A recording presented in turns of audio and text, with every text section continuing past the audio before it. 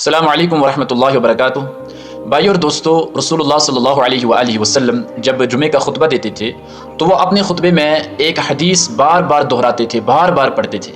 وہ بار بار کیوں پڑھتے تھے، اس سے ہمیں پتہ چلتا ہے کہ اس حدیث کی کتنی زیادہ اہمیت ہے۔ وہ حدیث یوں ہے، رسول اللہ صلی اللہ علیہ وسلم فرماتے تھے، لا ایمان لمن لا امانت لہ، اس شخص کا کوئی ایمان نہیں جس کے اندر امانت داری نہیں، ولا ایمان لمن لا عہد لہ، اور اس شخص کا بھی کوئی ایمان نہیں جس کے اندر ایفائے عہد کی صفت نہ ہو، یعنی جو وعدے کا وفا نہ کرتا ہو۔ تو اس چھوٹے حدیث کے اندر ایک اہم تعلیم یا ایک اہم نصیحت کی طرف ہمیں اشارہ ملتا ہے، وہ یہ کہ جس شخص کو امین بنایا جائے، جس شخص کے سپرد، جس شخص کے حوالے کوئی امانت کر دی جائے اور پھر وہ اس امانت میں خیانت کرے تو اس مسلمان کا کوئی ایمان نہیں۔ اور اسی طرح جو شخص وعدہ کرتا ہو پھر وہ وعدے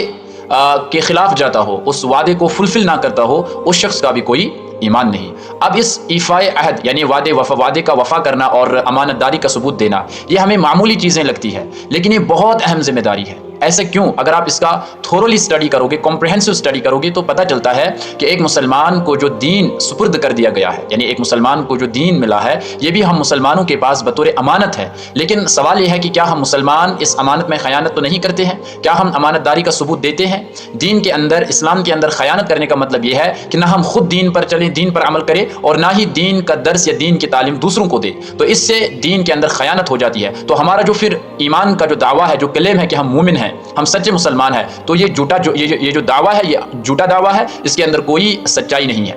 اسی طریقے سے ہم جو عہد کرتے ہیں، ہم جو وعدہ کرتے ہیں لوگوں سے، تو اس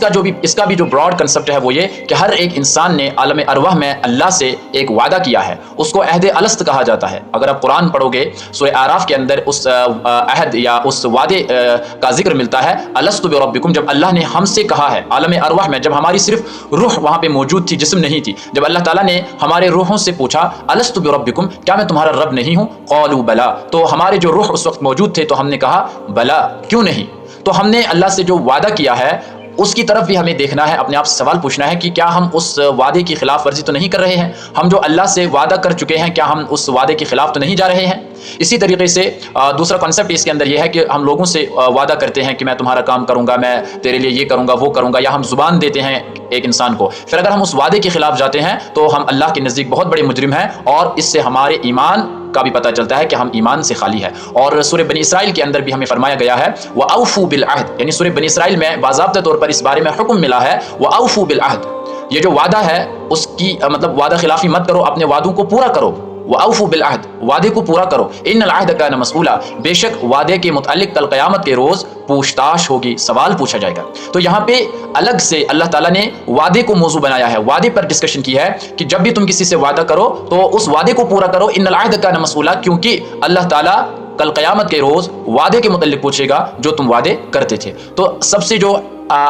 اصل کنسپٹ ہے امانت داری کے حوالے سے، جو براڈ کنسپٹ ہے، جو صحیح تصور ہے امانت کے حوالے سے، وہ یہی ہے کہ امانت کا صرف یہ مطلب نہیں ہے کہ آپ کے پاس کسی نے پیسہ رکھا، کوئی مال رکھا، یا آپ کو کسی انسان نے کوئی بات کہہ دی اور آپ پھر اس راز کو راز نہیں رہنے دیتے ہو، آپ لوگوں کے سامنے اس راز کو کھول دیتے ہو، اس کو بھی خیانت کہتے ہیں۔ لیکن امانت داری جو ہے یا خیانت کا جو اصل اور حقیقی کنسپٹ ہے وہ یہ ہے کہ دین جو ایک انسان کے پاس ہے یا اسلام جو ہمارے پاس ہے، یہ بھی ہمارے پاس بطور امانت ہے، ہمیں اس پر عمل کرنی چاہیے اور دوسروں کو بھی ہمیں عمل کی طرف یا